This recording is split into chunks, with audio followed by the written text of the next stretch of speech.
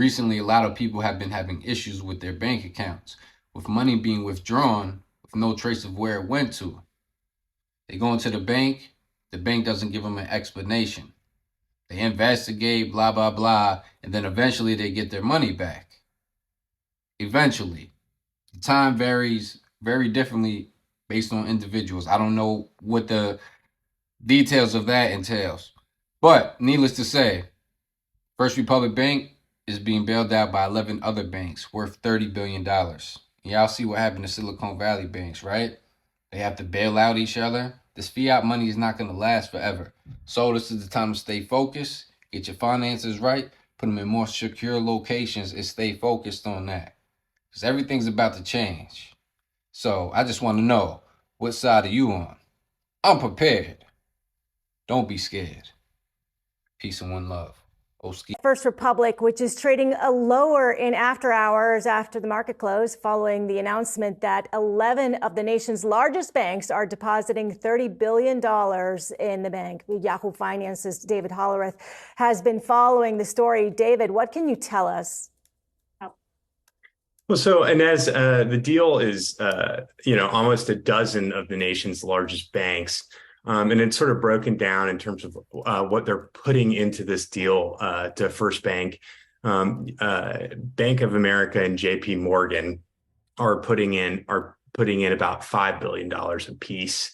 Goldman Sachs and Morgan Stanley are each depositing $2.5 billion, while U.S. Bancorp, Truist, PNC, State Street, and Bank of New York Mellon are each putting in $1 billion.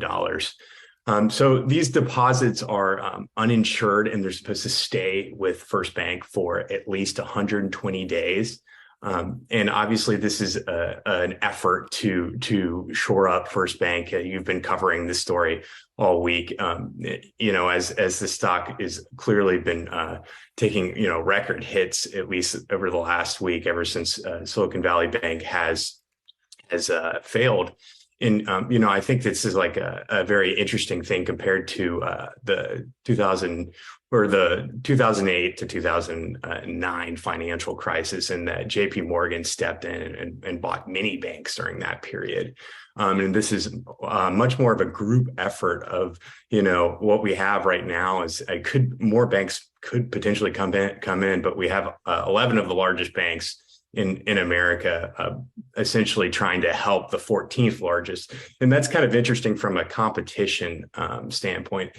And Treasury Secretary Janet Yellen also commented on this. And we have word that CEO of JP Morgan, Jamie Dimon, and the Treasury Secretary met today. So, we don't have a full picture of what led to this exactly. And what this means, but it's definitely it's an enormous effort to see something like this. And I think, we'll want to be hearing more about what this means, and obviously what happens tomorrow when the markets open again. And we will be watching First Republic right now. The stock is down 13% in after hours. David Hollerith.